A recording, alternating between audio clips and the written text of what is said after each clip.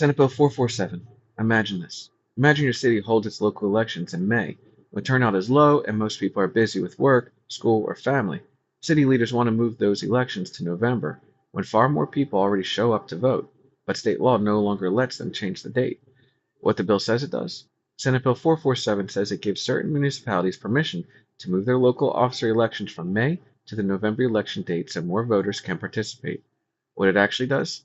This bill creates a very narrow exception that only applies to one city, Mission.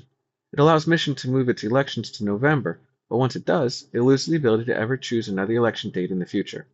Who benefits? City of Mission voters, who are more likely to vote in November.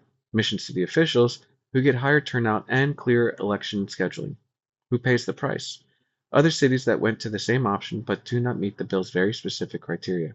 Future local leaders and Mission who lose flexibility to adjust election timing if conditions change. Why it matters. Election timing affects who shows up and whose voices are heard. Moving elections to November can strengthen democracy by increasing turnout, but locking a city into one option forever reduces local control. This bill also shows how legislature sometimes handles local issues one city at a time, instead of creating fair, statewide rules.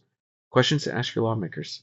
If higher turnout is the goal, why not allow all cities the same option instead of creating city-specific exceptions? Why permanently remove local flexibility instead of allowing cities to reassess election timing over time? And would you support a broader, uniform policy so local election rules are not decided through one off carve-out?